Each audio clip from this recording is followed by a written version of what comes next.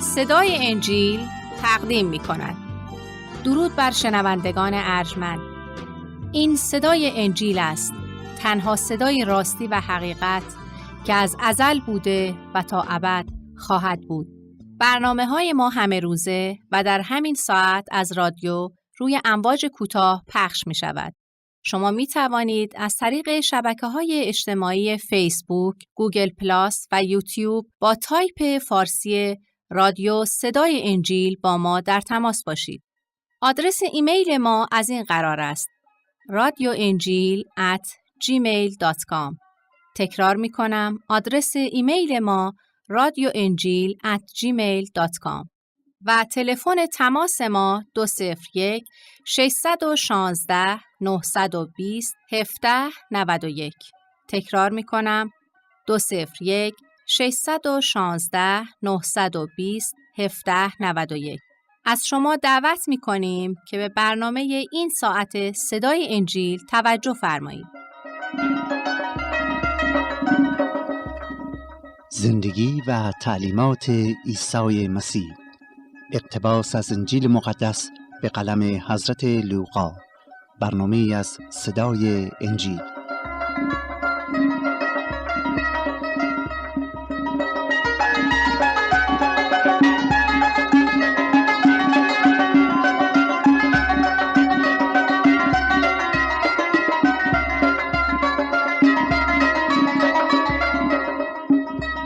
همیهنان عزیز و ایمانداران و عاشقان خدا، درود بر شما.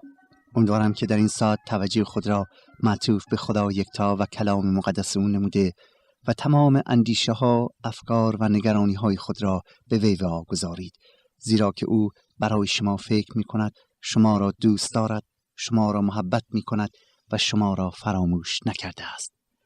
طرز رهایی از اضطراب روحی و جسمی، دنیوی و معنوی آن است که موارد آن را به دعا مبدل سازیم. ناراحتی های و پریشانی های فکر را به درگاه خدا بیاوریم. آنچه که در دل داریم به پیشگاه قادر مطلق آورده و از او بخواهیم که ما را یاری بدهد. زیرا اگر راجع به کسی که بیمار است و یا در خطر مرگ و یا در احتیاج است نگران باشیم، نگرانی ما نه به او سودی میرساند و نه به خود ما.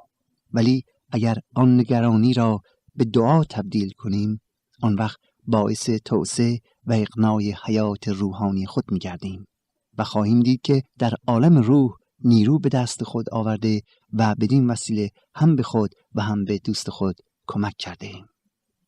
پس بیایید این دعا را از صمیم قلب بکنیم و بگوییم که ای خدا، تو صخره من، نجات من و پناهگاه من میباشی. همه چیز را و همه نگرانی هایم را با آرامش خاطر و با ایمان به تو تقدیم می کنم و در تو امیدوار می باشم، زیرا تو خدای محبت هستی و خدای مهربان و پدر من.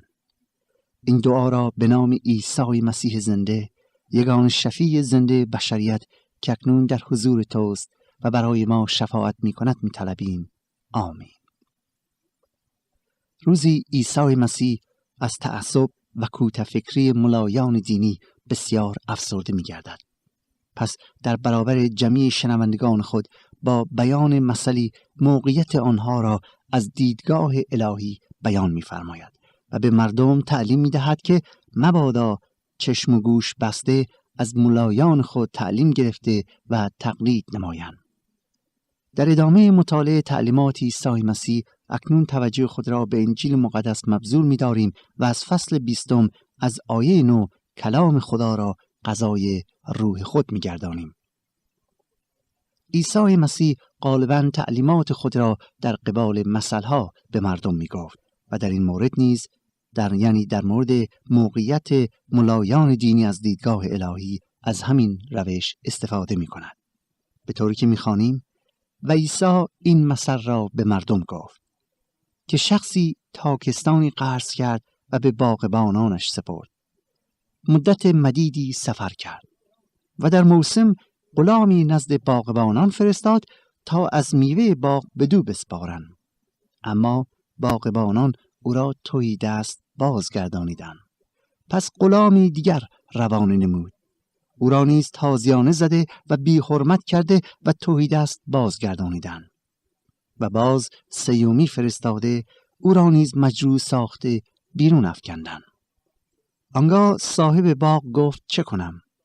پسر حبیب خود را میفرستم، چون او را ببینند احترام خواهند نمود. اما چون باغبانان او را دیدند با خود تفکر کنان گفتند این وارث می باشد، پس بیایید او را بکشیم تا میراث از آن ما گردد. در حال او را از باغ بیرون افکنده کشتند. پس صاحب باغ به دیشان چه خواهد کرد؟ او خواهد آمد و باغبانان را هلاک کرده باغ را به دیگران خواهد سپرد. دوستان عزیز، در این مسئله که عیسی مسیح می‌فرماید مسلماً میتونیم درک کنیم و احساس کنیم که توجه مسیح مستقیما روی ملایان دینی می باشد. عیسی مسیح با بیان این مسئله نه فقط می‌خواهد توجه ملایان دینی و علمای مذهبی را متوجه خطایا و اشتباهاتشون کنه، بلکه می‌خواد توجه ما را نیز معطوف به وظیفه‌ای که خداوند در اختیار ما قرار داده، یا به قول معروف وظیفه شرعیمون جلب کنه، که وقتی خدای یکتا این افتخار را به من و به شما میده که در کار و وظیفه ملکوت الهی شریک باشیم، سهیم باشیم، و یا وقتی خداوند شما را برای ارشاد و کمک دیگران به کار میبرد، هرگز از مقام خود سوء استفاده نکنید، زیرا جزایی بس شدیدتر از دیگران خواهید یافت. این مسئله همونطور که گفتم یک مسئله کنایه‌ای است، یعنی در این مسئله شخص یا باغ صاحب باغ همون کنایه از خدای یکتا می باشد و تاکستان در اینجا به معنی قوم بنی اسرائیل است، زیرا این قوم برگزیده خدا محسوب می شدند، و باغبانان کنایه از کاتبان و علما و ملایان دینی است. می‌فرماید زمان طولانی سفر کرد. مقصود همون 2000 سالی است که از زمان ابراهیم تا ظهور مسیح بوده که خدا قوم خود را نسبتاً آزاد گذاشته بود. مقصود در موسم یعنی در زمان معین، و غلامان کنایه از انبیای خداست که خدا در ایام مختلفی انبیا و پیامبران خود را فرستاد تا از ملایان مذهبی بازخواست کند، و یا انبیای خدا آمدند تا توجه معلمان و علمای دینی را به خدا محدود سازند تا از راه خدا جدا نشوند و مردم را مطابق کلام خدا تعلیم بدهند. ولی هر بار خدا نبی یا پیامبری فرستاد، همه یعنی رؤسای مذهبی آنها را کشتند و یا آنها را رد کردند، نپذیرفتند. انبیای خدا دوستان همیشه با زحمت و یاغیگری رؤسای دینی قوم یهود روبرو بودند. در آیه 13 می‌فرماید سرانجام یا آخر پسر خود را فرستاد، که مقصود همان عیسی مسیح است. در اینجا تفاوت بین عیسی و دیگر انبیا واضحاً مشهود گردیده است، زیرا ابراهیم و موسی و داوود و غیره همه در زمره غلامان هستند، اما عیسی پسر محبوب خدا محسوب می شود. وی آخر از همه فرستاده شد. همونطور که ملاحظه کردید در این داستان سرانجام یا آخر باغبان پسر را فرستاد، یعنی مسیح آخرین فرستاده خداست. خدا او را آخر فرستاد تا فرصت را برای حاضر کردن قوم به توبه آماده کند. البته خدا می‌دانست که آنها پسرش را احترام نخواهند نمود، اما باغبانان موظف بودند که او را محترم بشمارند. در آیه 14 می‌بینیم که آنها پسر را تشخیص دادند. خیلی این مهمه، یعنی آنها متوجه شدند که مسیح حقیقتاً کیه. آنها پسر را تشخیص دادند و چون وارث بود و چون دانستند که مسیح همان نجات دهنده موعود است، عمدن نقشه قتل او را کشیدند. این قسمت از داستان روشن می‌کند که وقتی رؤسای دینی عیسی مسیح را رد کرد و او را کشتند، این کار را از روی جهالت و حماقت نکردند، زیرا آنها او را شناختند و دانستند که عیسی مسیح موعود و پسر خداست. با وجود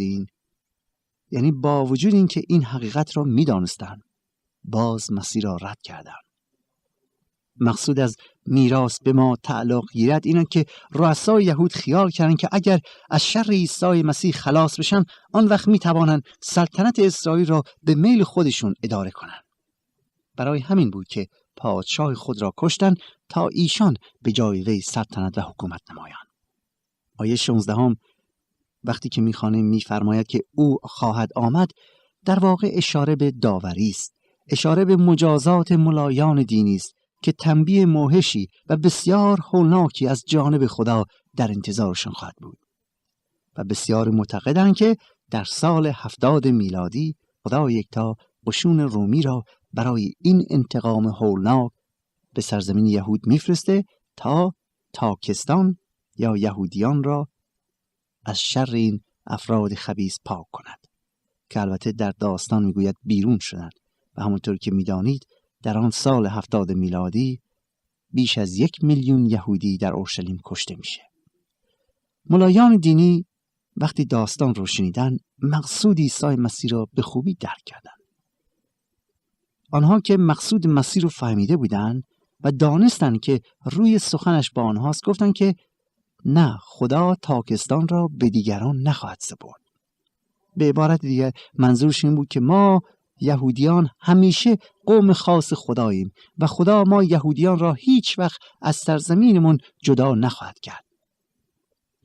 آنها بی اندازه مغرور بودن، خیال میکنن که هر غلطی بخوان بکنن میتونن بکنن و باز خدا اونها رو دوست داره، چون که فرزندان ابراهیم هستن.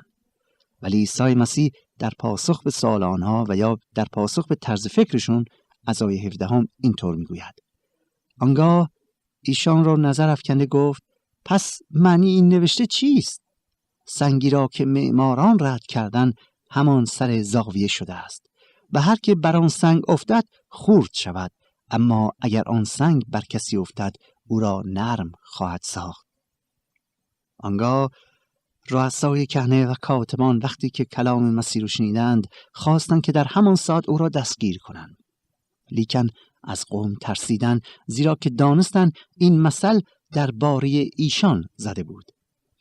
دوستان عزیز، در اینجا عیسی مسیح توجه ملایان یهود رو که خیال میکردن چون فرزندان و از آل ابراهیم هستند و از آل موسی هستند خدا همیشه با آنها خواهد بود و خدا آنها را حفظ میکنه، اشاره به آیه‌ای از تورات مینماید تا به آنها نشون بده، بفهمونه که این طرز فکری که دارن غلطه. مسیح میخواد به آنها بفهماند که اگر آنها نمیخواهند باقی آنان تنبیه شوند، پس چطور ممکن است که آنچه که کتاب مقدس راجع به عاقبت رد کنندگان مسیح گفته است قبول کنند؟ مقصود از سنگ خود مسیحه و معماران در این آیه تورات همون رؤسای یهود هستند و اگرچه رؤسای یهود مسیح رو رد کردند، اما خدا که صاحب خانه باشد مسیح را در مهمترین مکان عمارت جای داده، یعنی مسیح سرچشمه و بازیکن اصلی نجات بشر می باشد، یا او نقش اول را در نجات آدمی دارد. معنی آیه 18 اینه که اگر کسی در ایمان بر عیسی مسیح لغزش بخورد او خواهد افتاد و سخت مجروح خواهد شد.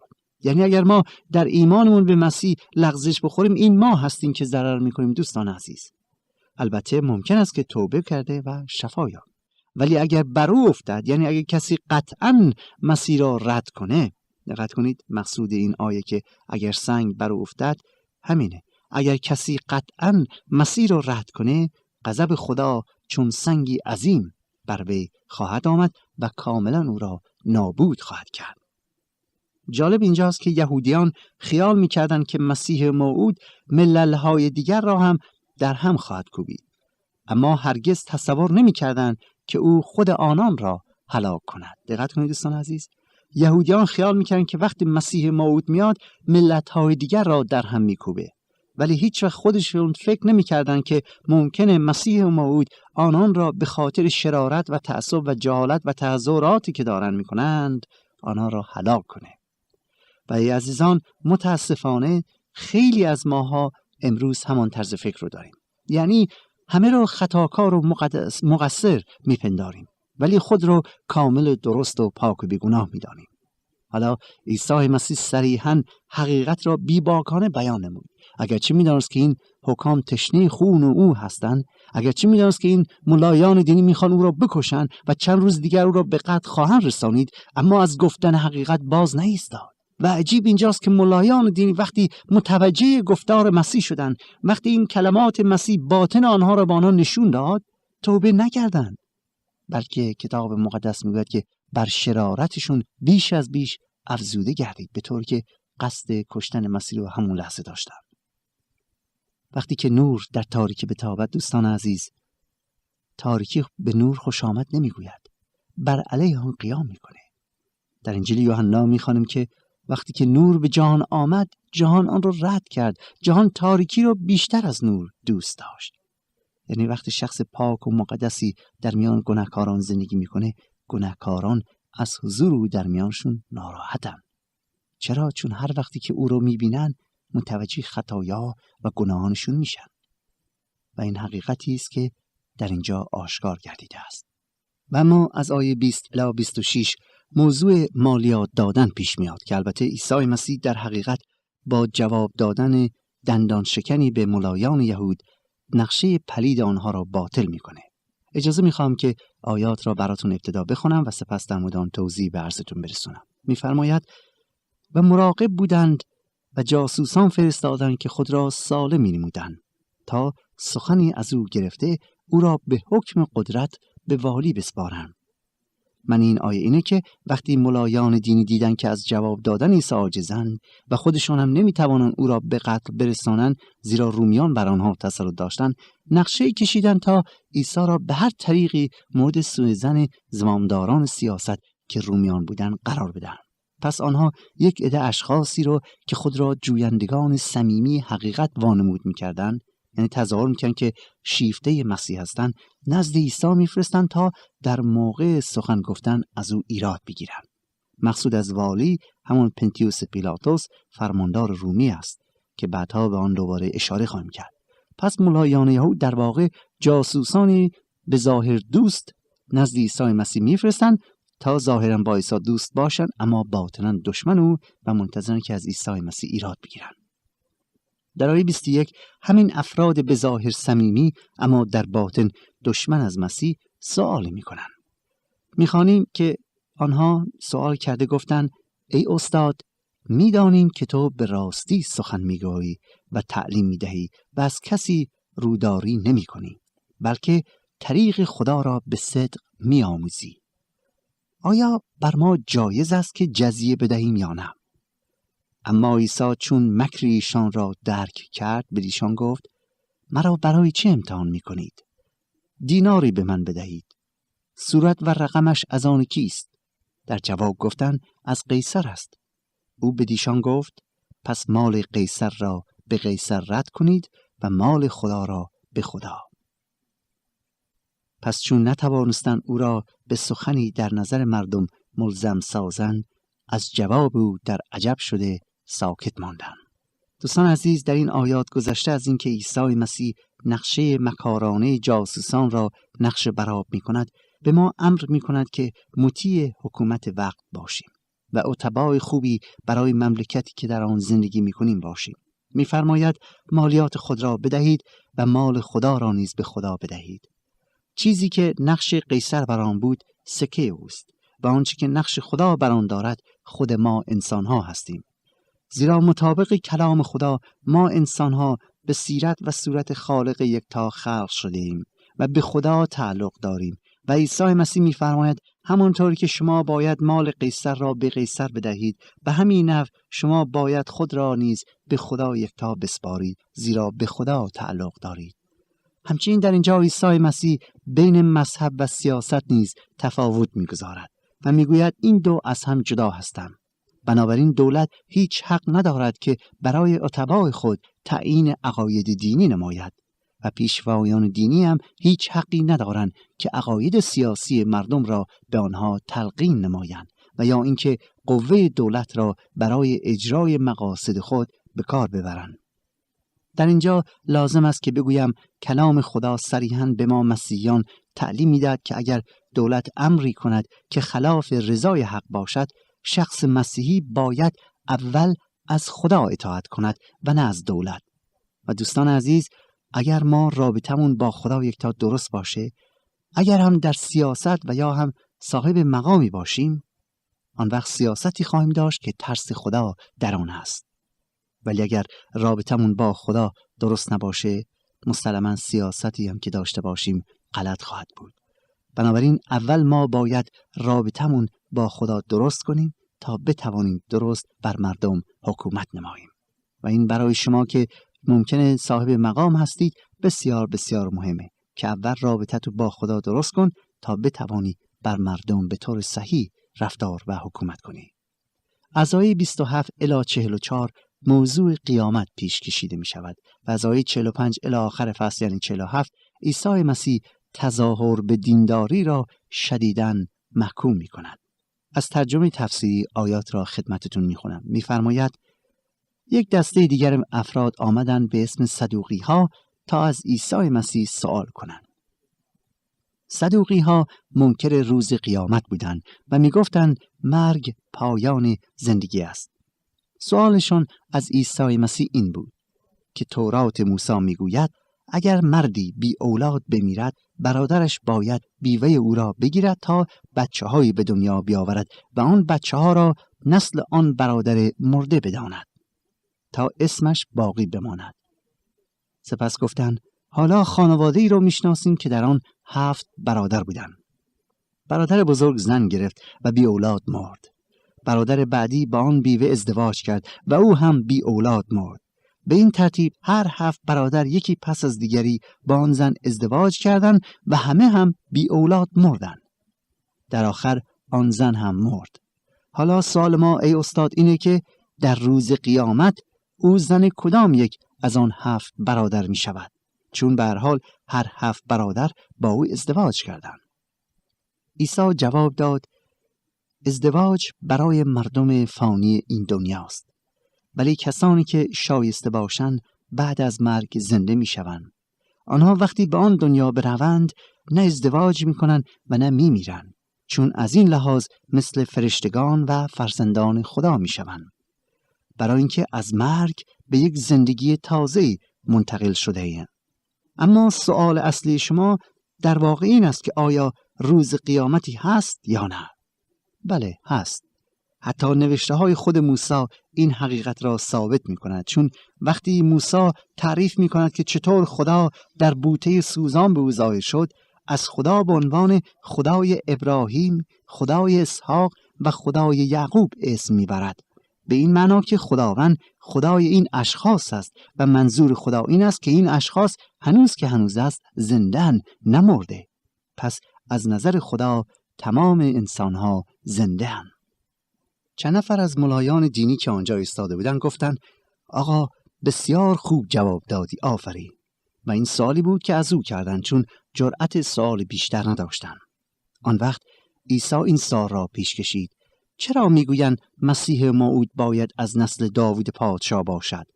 چون خود داوود در کتاب زبور نوشت خدا به خداوند من مسیح گفت به دست راست من بنشین تا دشمنانت را زیر پاهایت سرکوب کنم. چطور ممکن است که مسیح هم پسر داوود باشد و هم خداوند او؟ دوستان عزیز، در این گفتگو و بحث‌های بسیار مهم عیسی مسیح لااقل 2 موضوع بسیار مهم را تأیید می‌فرماید. اول اینکه ما انسان‌ها در آن عالم یعنی فردوس انسان‌های تازه خواهیم بود و دوم اینکه روز قیامتی هست و همه عادلان در حضور خدا راه خواهند یافت. در بعضی از مذاهب تعلیم داده می شود که مردها اگر در این عالم خوب و عادل باشند، خدا در آن عالم حوری‌های زیبا و غذاهای عالی و میوه‌های بهشتی و شراب عالی به آنها داده خواهد شد و این پریهای زیبا ارضای مرد را در آن آسمان یا بهشت برآورده می کند. ولی دوستان عزیز، انجیل مقدس این تعلیمات را رد کرده و آن را انسانی دانسته و از جانب خدا نمی‌داند. در عوض می‌گوید این چیزها فانی هستند و در عالم روحانیت یعنی در حضور خدا یا بهشت انسان هرگز نیازی به نوشیدن یا خوردن ندارد. چرا؟ چون هرگز تشنه و گرسنه نمی‌شود، هرگز مریض نمیشه، جسم فانی نداره که صاحب شهوت باشه، تولید مثل نمی‌کنه، فکرش به امور شخصی و جسم مشغول نیست. در آن دنیا نه ازدواجی هست و نه قضایی، نه نیازی و نه مرضی، نه بیماری و نه مرگ، نه ناامیدی و یأس و نه جدایی و غم و اندوه، بلکه با خدا خواهیم بود و هر جا خدا باشد هیچ چیز فانی، یعنی هیچ چیزی از این عالم در آنجا نخواهد بود. ما صاحب بدنی تازه و پاک و بی‌عیب و بی‌نیاز می‌شویم، بدنی که جاودانه و ازلی و ابدی است.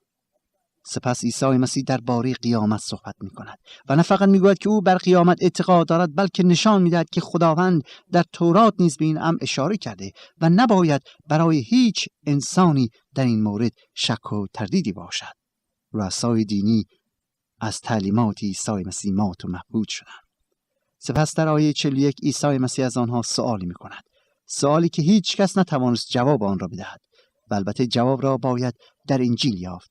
حضرت پولس میگوید مسیح فقط از حیث جسم فرزند داوود بود، اما جنبه دیگر الهی را نیز داشت و آن جنبه خدایی بود، جنبه‌ای که خداوند نامیده می شود، که در این مورد میشه موضوعا کرد و سخنها به درازا کشید که البته وقت ما در این ساعت کفاف نمیدهد. اجازه میخوام تا برنامه دیگر و روز دیگر در اینجا با شما خداحافظی کنم و همه شما را به دست خدا یکتا بسپارم و امیدوارم که معنی این آیات را درک کرده باشید و بدانید که در حضور خدا کسانی را خواهند یافت که قلبشون، راهشون، زندگیشون، هدفشون مطابق خواست خدا بوده و در اون عالم کار ما به چیزهای امور دنیوی نیست، بلکه پرستش و ستایش خدا یکتاست.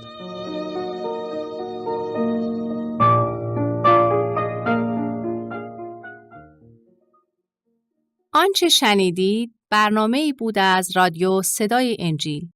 خوشحال می‌شویم که با ما مکاتبه کنید و از نشریات و ادبیات ما استفاده نمایید و از طریق شبکه‌های اجتماعی فیسبوک، گوگل پلاس و یوتیوب با تایپ فارسی رادیو صدای انجیل همراه ما باشید.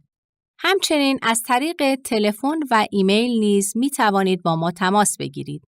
آدرس ایمیل ما از این قرار است: radioenjil@gmail.com.